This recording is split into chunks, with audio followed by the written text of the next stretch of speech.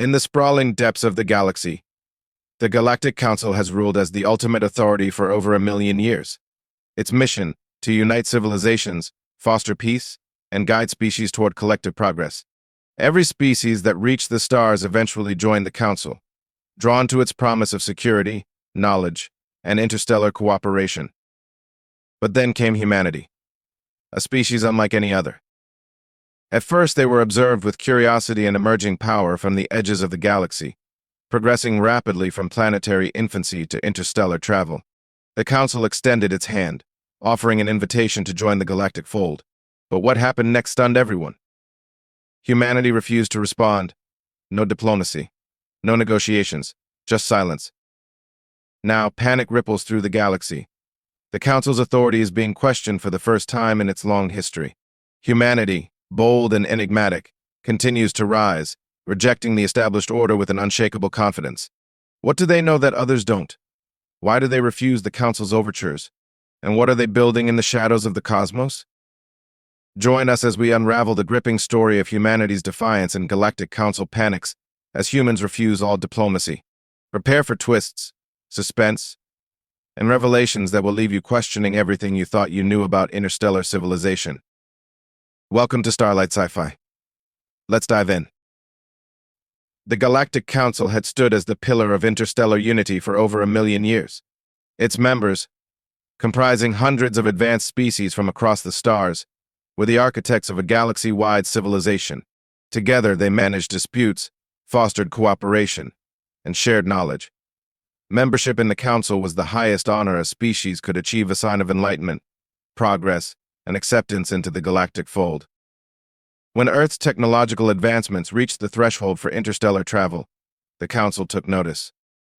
Humanity had come far in a short span of time, emerging from its planetary confines to explore the stars with a tenacity unmatched by most species. Their ingenuity was remarkable, their growth exponential.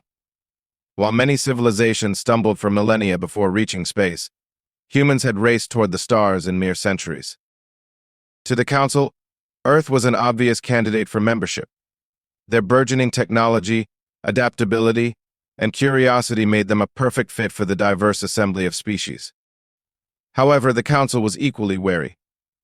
Humanity's history, which they had studied extensively through intercepted broadcasts and long-range probes, painted a picture of a species prone to conflict, ambition, and unpredictability. Still, the Council believed diplomacy would prevail. It always had. Every species had its rough edges, but the lure of Council membership had smoothed them over. Membership brought access to vast networks of trade, unparalleled technological advancement, and the collective wisdom of the galaxy's finest minds. No civilization, no matter how proud or independent, had ever refused. The invitation was sent with all the fanfare the Council could muster. A delegation of 30 species signed a formal proclamation, offering humanity a seat at the table. The invitation, encoded in all Earth's major languages, was transmitted via subspace and physically delivered by an automated probe to Earth's orbit.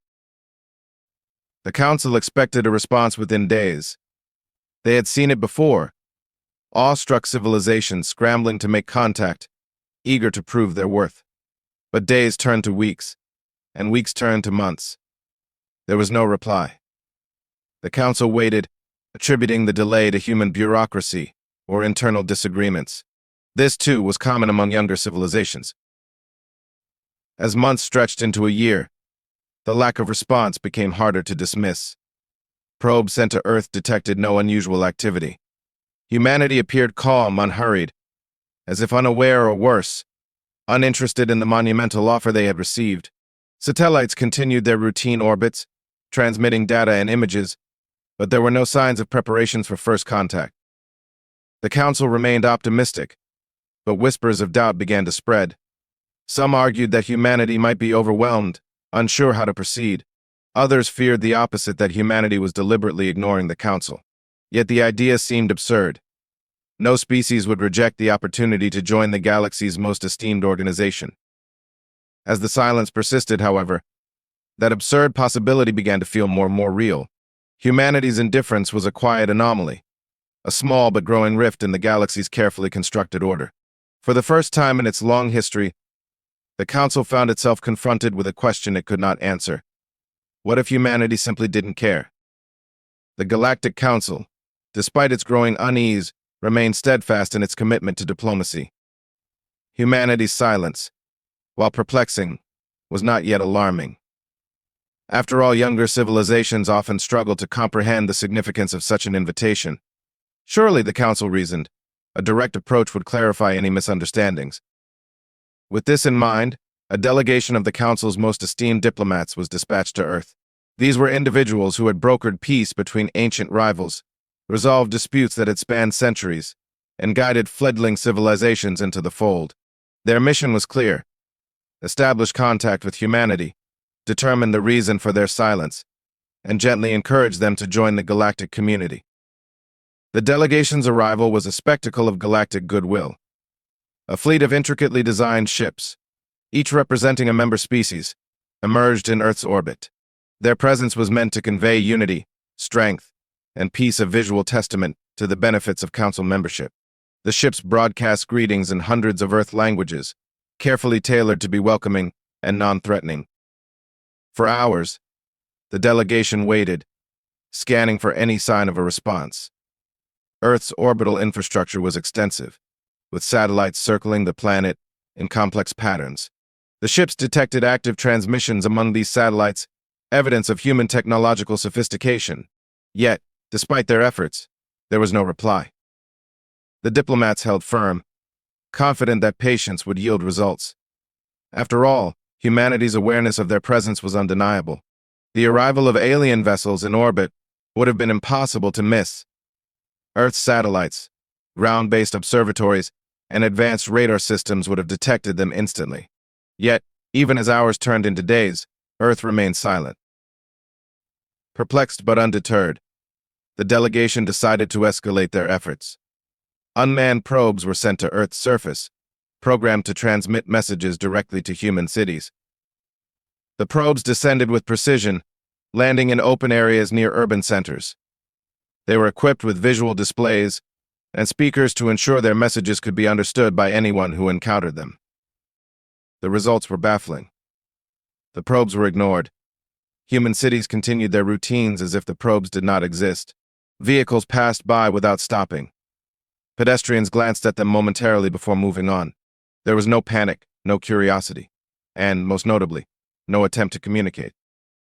From orbit, the delegation observed humanity's behavior with growing unease. Earth's cities were vibrant, its infrastructure advanced, and its people industrious.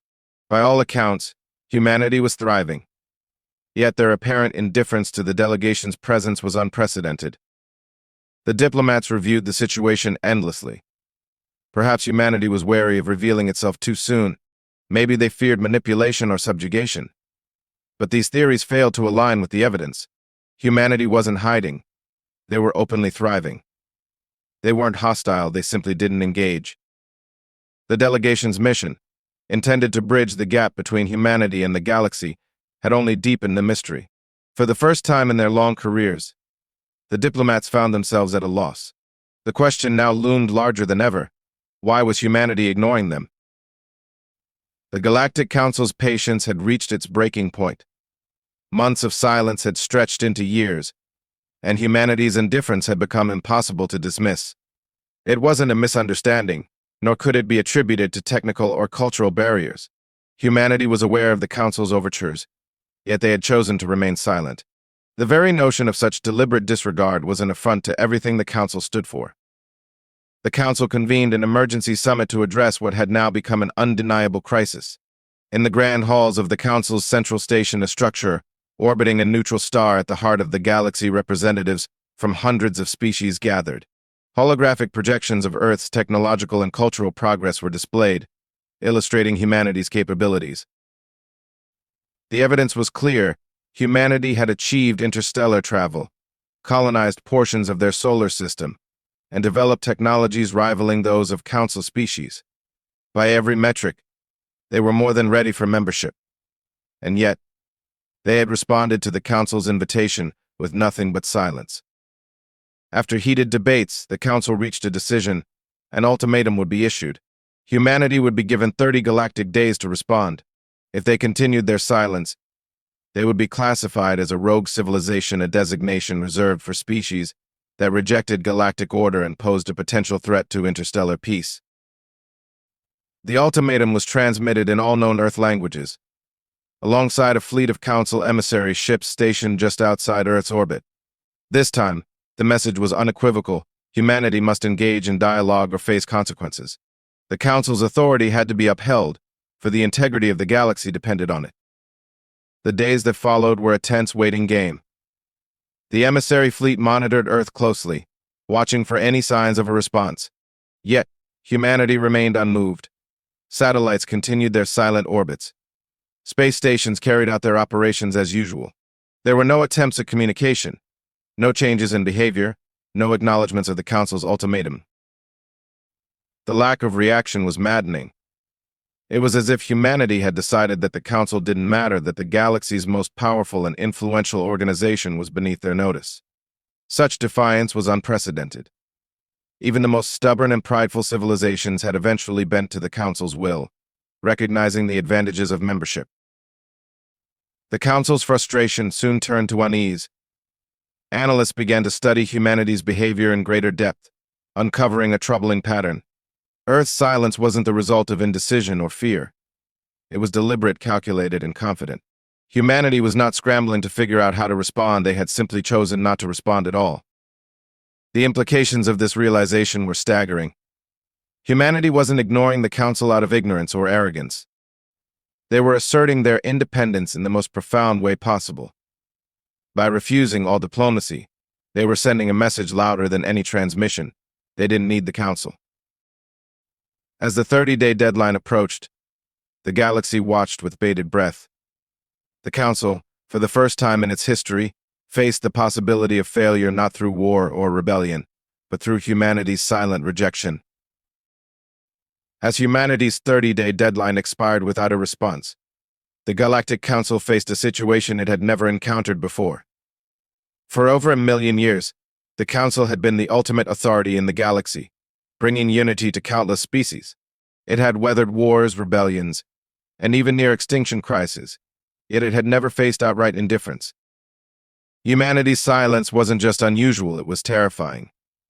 The Council had always operated on the principle that every civilization, no matter how advanced or proud, ultimately saw the value of interstellar cooperation. Membership was more than an alliance. It was access to a shared pool of knowledge, resources, and security. To reject such an offer was to reject progress itself. In the wake of humanity's non-response, panic spread like wildfire through the Council. Emergency meetings were held in rapid succession, and species that had once been steadfast allies began to whisper doubts about the Council's authority. If humanity could ignore the galaxy's most powerful institution without consequence, what did that say about the Council's relevance? Compounding the issue were the intelligence reports streaming in from Earth's sector. Analysts had always known that humanity was highly adaptable and innovative, but now the full scope of their capabilities was coming into focus. They weren't just advanced, they were accelerating. Humanity's fleets were smaller than those of most Council species, yet their designs were breathtaking in their efficiency. Earth's ships were highly autonomous, requiring minimal crews, and equipped with cutting-edge artificial intelligence. Their energy sources were unlike anything the Council had encountered: compact, sustainable, and capable of powering entire colonies indefinitely. Even more troubling was humanity's use of technology in ways the Council hadn't anticipated. Their advances in quantum computing, self-repairing materials, and weapon systems hinted at a level of strategic thinking that bordered on paranoia. It was as if humanity had prepared for every possible threat, from planetary invasions to cosmic-scale disasters. The Council's analysts could only speculate as to why humanity was so fiercely independent. Some theorized that their history of internal conflict had ingrained a deep mistrust of external powers. Others believed that humanity's rapid technological progress made them view the Council as outdated and unnecessary. But it wasn't just humanity's technology that alarmed the Council, it was their confidence. Every other civilization that had reached humanity's level of development had leaped at the chance to join the Council, eager to share in the galaxy's collective wisdom. Humanity, by contrast, seemed content to go it alone. This realization sent shockwaves through the Council. The possibility that humanity viewed the Council as irrelevant raised existential questions about its role in the galaxy. Could it be that the institution meant to unite the stars was no longer as indispensable as it believed? Behind closed doors, some council members began to panic in earnest. Whispers of humanity's potential as a rogue civilization grew louder. A few even feared that their silence masked plans of conquest. If humanity truly saw the Council as obsolete, what would stop them from carving their own path through the galaxy, one that might challenge the Council's authority? The panic reached its peak when an intercepted human communication revealed no signs of war preparations, no signs of hostility, just an unshakable focus on their own projects and exploration. It was as though humanity had already moved beyond the Council, operating in a world of their own making. The galaxy, long accustomed to the Council's steady leadership, was now faced with an unsettling truth. Humanity was rewriting the rules of interstellar relations, and the Council had no idea how to respond. As the Galactic Council grappled with humanity's silence and the panic it had sown, a breakthrough came from an unlikely source, a signal. It was faint, originating from a human probe that had just exited the boundaries of their solar system. The probe was broadcasting a message, encoded in a language designed to be universally understood. When the signal was intercepted and decoded, it left the Council stunned. The message was brief yet profound. To any species receiving this, we observe, we learn, we grow. We are not ready to join your Council. Do not wait for us. It was the first direct communication humanity had sent to the galaxy, and its contents were as puzzling as they were disconcerting. The phrase "not ready" immediately became the focal point of intense debate. What did humanity mean by this? Their technological progress, their mastery of interstellar travel, their resourceful colonization efforts, all of it indicated a species more than capable of joining the Council. In fact, by certain measures, they were already outperforming many long-established member civilizations. The phrase "do not wait for us" added another layer of mystery. It wasn't a refusal in the traditional sense. Humanity wasn't declaring hostility, nor were they severing ties permanently. Instead, it was as though they were putting the galaxy on hold, deliberately distancing themselves from the Council and its affairs. The Council's analysts pored over the signal, dissecting every nuance of its language, tone, and format. Humanity had embedded intricate patterns into the transmission layers of data that revealed glimpses of their technological prowess. The encryption methods were far beyond anything the Council had encountered, suggesting advancements in quantum computing that were almost incomprehensible. Even more unsettling was the data fragment included in the signal. It provided a snapshot of humanity's technological evolution, showcasing breakthroughs in artificial intelligence, energy manipulation, and self-sustaining colonies. These advancements weren't just impressive, they were transformative. Humanity was operating on a trajectory that seemed to bypass the typical developmental stages of interstellar civilizations. The signal left the Council with more questions than answers. If humanity wasn't ready to join the Council, what were they waiting for? Did they see themselves as superior to the Council? Or was there something they knew, something the rest of the galaxy didn't, that made them hesitant to engage? In the days that followed, the signal became a topic of intense speculation across the galaxy. Council member species debated its meaning in their own forums, and dissent began to spread. For eons, the Council had been the galaxy's cornerstone, a unifying force for civilizations, but humanity's signal challenged that perception. If humanity could thrive and innovate and expand without the Council, why couldn't others? The Council's fear deepened as they realized the broader implications of the signal. Humanity's message wasn't just a statement of independence, it was a quiet declaration of self-sufficiency. By refusing to join, they had set a precedent that no species had dared to consider. The galaxy watched in both awe and trepidation as humanity's signal echoed across the stars, a reminder that a new, uncharted path was being forged. The message was clear. Not just to the Council, but to the entire galaxy, humanity would move at its own pace, on its own terms. And no one, not even the galaxy's most powerful institution, could dictate otherwise. The Galactic Council's composure was unraveling. Humanity's cryptic signal had rippled across the galaxy, igniting debates, speculation, and even dissent among member species. For the first time in its million-year history, The Council faced a direct challenge not from war or rebellion, but from a species that simply refused to play by its rules. While the Council struggled to contain the chaos, humanity continued its silent march forward. Their solar system had become a hive of activity. Advanced mining stations dotted the asteroid belt, harvesting resources with unmatched efficiency. Massive orbital platforms churned out spacecraft of unprecedented sophistication. Probes equipped with self-replicating technology were dispatched to distant star systems, paving the way for human expansion at a scale that even the Council's most ambitious civilizations couldn't match. The Council dispatched covert observation teams to study humanity more closely. What they discovered sent shockwaves through the organization. Humanity wasn't merely advancing, they were innovating at a pace that bordered on the incomprehensible. Their colonies on Mars and the moons of Jupiter were flourishing, not just surviving. Terraforming projects on Mars showed progress far beyond what the Council had anticipated, utilizing nanotechnology and bioengineered organisms to transform the planet's atmosphere and soil. Perhaps most alarming were the indications that humanity had cracked technologies the Council considered theoretical or impossible. Reports suggested that humans were experimenting with manipulation of space-time itself, potentially developing rudimentary forms of faster-than-light travel that didn't rely on traditional hyperspace corridors. These corridors, maintained and monitored by the Council, were the lifeblood of galactic trade and exploration. If humanity could bypass them, it would render one of the Council's most significant sources of power irrelevant. The Council's unease turned to fear as these observations revealed something even more unsettling. Humanity's projects weren't geared toward defense or conquest. They weren't stockpiling weapons or fortifying their borders. Instead, their focus seemed entirely on exploration, self-sufficiency, and innovation. It was as if humanity was preparing for something the rest of the galaxy couldn't see. Theories abounded. Some Council analysts believed humanity had discovered evidence of a cosmic threat, perhaps an ancient enemy, a dangerous anomaly, or a looming existential risk. Others speculated that humans were simply driven by their insatiable curiosity and determination to control their destiny. But the truth remained elusive.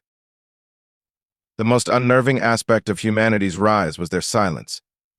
Unlike other species, they weren't broadcasting their achievements or engaging in galactic politics. Their indifference to the Council wasn't born of arrogance, but of complete self-assurance. Humanity had become a civilization that operated entirely on its own terms, detached from the galaxy's traditions and power structures. Within the Council, fractures began to form. Member species started to question their allegiance in the institution. If humanity could thrive without the Council, why couldn't others? Smaller civilizations, long reliant on Council aid and protection, grew restless. What if humanity's model of independence and rapid progress was the future? As the Council scrambled to maintain its authority, humanity's actions sent a clear message. They were building something far greater than mere interstellar dominance. They weren't seeking to conquer or align, they were carving out a path so unique, so fundamentally different, that the galaxy itself struggled to comprehend it. And while the Council debated and speculated, humanity remained an enigmatic force in the shadows, quietly reshaping the very fabric of interstellar civilization. The galaxy was no longer watching a potential new member of the Council, it was witnessing the rise of something entirely unprecedented. The Galactic Council, once a beacon of unity and order, now stood on the precipice of existential crisis. Humanity's silence, followed by their enigmatic signal and unprecedented advancements, had thrown the galaxy into disarray. Member species, once loyal and aligned, began to question the Council's relevance. The rise of humanity had become a test not just of diplomacy, but of the Council's very legitimacy. In the midst of this turmoil, the Council made a final attempt to reach out. An unprecedented gathering was held, where representatives of every member species drafted a new invitation to humanity. This time, there were no ultimatums, no demands, just a plea for dialogue. The message was transmitted directly to Earth and relayed to the farthest reaches of humanity's expanding domain. For weeks, the galaxy held its collective breath. Would humanity finally respond? Would they acknowledge the Council's existence and engage in the dialogue that so many civilizations had come to rely on for peace and progress? Then, one day, a response came. but it was not what the Council had hoped for. Humanity's reply arrived as a broadcast untraceable, its origin obscured by layers of encryption that even the Council's best analysts couldn't penetrate. The message, translated into the languages of every known species, was simple yet profoundly unsettling. To the Galactic Council and the civilizations it represents, we have observed your efforts.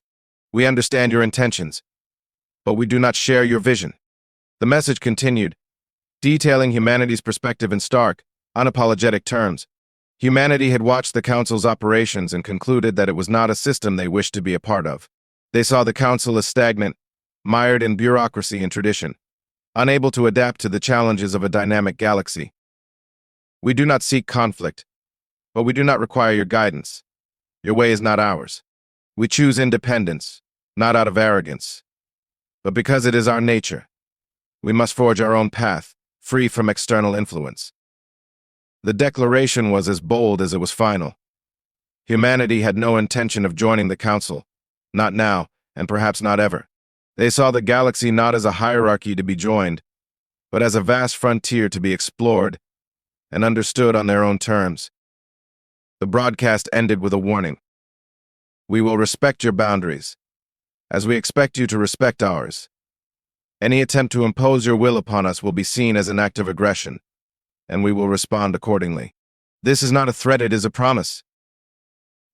The message sent shockwaves across the galaxy. Never before had a civilization rejected the Council so definitively, nor had any species dared to issue such a stern warning. It was clear that humanity, while peaceful, would not tolerate interference. The Council was left reeling. The implications of humanity's declaration were staggering. Here was a species that defied every precedent, refusing not out of weakness but out of confidence. Their refusal wasn't a dismissal of diplomacy, it was a statement of self-sufficiency and unparalleled ambition. In the wake of the broadcast, the galaxy began to change.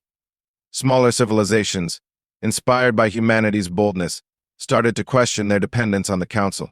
Movements advocating for greater independence gained traction, and the once unshakable authority of the Council began to waver. Meanwhile, humanity continued to expand. Their probes ventured into uncharted regions of the galaxy, and their colonies thrived.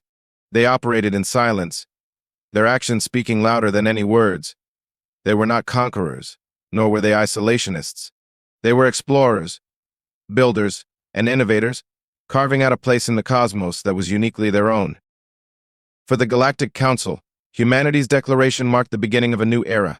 No longer could they assume that their vision of unity was the only path forward. The galaxy was vast, diverse, and unpredictable, and humanity had proven that there was more than one way to exist among the stars. As the Council watched humanity grow from a distance, one thing became clear. The humans weren't just another civilization.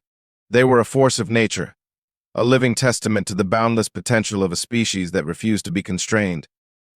And while the Council's future hung in uncertainty, humanity's path blazed brighter than ever, a reminder that sometimes the greatest power lies not in joining but in standing alone.